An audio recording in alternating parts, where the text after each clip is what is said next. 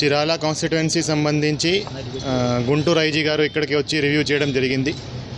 So Chirala కాన్స్టిట్యుయెన్సీలో polling day ఏమేమి incidents జరిగాయి, ఎక్కడెక్కడ ఈ వైలెన్స్ జరిగింది, దాని మీద కేసులు ఏం రిజిస్టర్ అయ్యాయి, దాని మీద ముద్దాయిలను అరెస్ట్ చేశారా లేదా, దాని తర్వాత ఇప్పుడు ఏమైనా లా అండ్ ఆర్డర్ ప్రాబ్లం జరిగే అవకాశం ఉందా, కౌంటింగ్ డే బందోబస్తు ఏం చేయాలి, ఎలా చేయాలి అనేది పరిశీలించడం జరిగింది.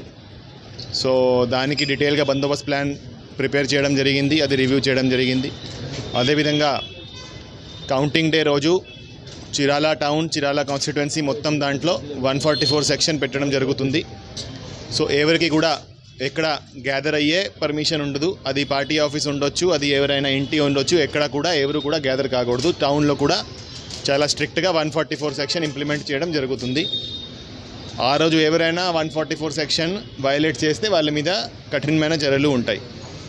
అదేవిధంగా కౌంటింగ్ ముందు, కౌంటింగ్ రోజు, లేకపోతే కౌంటింగ్ తర్వాత ఎవరైనా మళ్ళీ ఘర్షణలు పడితే, గొడవలు పడితే వాళ్ళ మీద కూడా చాలా కఠినమైన చర్యలు ఉంటాయి. వాళ్ళ మీద కేసులు రిజిస్టర్ చేసి అరెస్ట్ కూడా చేయడం జరుగుతుంది.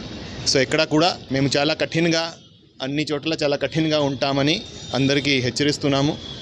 ఎవరైనా law and order problem create చేయడానికి చూస్తే వాళ్ళ మీద చాలా స్ట్రిక్ట్మైన యాక్షన్ ఉంటుంది. ఒకరోజు law and order problem create చేస్తారు, కానీ దాని తర్వాత ఊర్లోనే బతకాలా, చిరాలలోనే బతకాలా, కాన్స్టిట్యుయెన్సీలోనే బతకాలా. దాని తర్వాత మేము ఫాలో అప్ యాక్షన్ కంటిన్యూస్గా ఎవరైతే ఇన్వాల్వ్ అవుతారో వాళ్ళ మీద కంటిన్యూస్గా ఫాలో అప్ యాక్షన్ ఉంటుంది. వాళ్ళ మీద షీట్లు ఓపెన్ చేస్తాము, మళ్ళీ స్టేషన్కి పిలుస్తాము. అవసరం ఉంటే ఎక్కువ కేసెస్, ఒక మనిషి మీద ఎక్కువ నెంబర్ ఆఫ్ కేసెస్ ఉంటే వాళ్ళను జిల్లా బహిష్కరణ కూడా చేస్తాము, లేకపోతే ప్రివెంటివ్ డిటెన్షన్ కూడా చేస్తాము. ఆల్రెడీ కొన్ని ప్రపోజల్స్ పంపించడం కలెక్టర్ గారికి జరిగింది. దాని మీద యాక్షన్ కూడా త్వరలోనే అవుతుంది. సో ఆ రోజు ఎవరు కూడా ఫైర్ క్రాకర్స్ యూజ్ చేయకూడదు.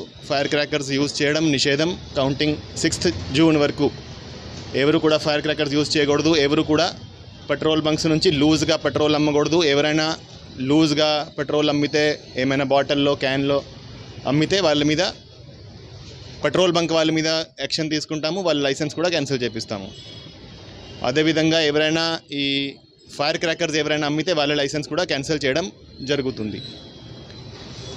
సో మీ ద్వారా అందరికీ మేము చెప్తున్నాము, చిరాల కాన్స్టిట్యుయెన్సీలో, అదేవిధంగా మొత్తం బాపట్ల జిల్లాలో కూడా ఎవరు కూడా ఏమైనా గొడవలు సృష్టిస్తే వాళ్ళ మీద చాలా కఠినమైన చర్యలు ఉంటాయి. అందరూ కూడా పోలీస్ వారికి సహకరించాలి, కోఆపరేట్ చేసుకోవాలి.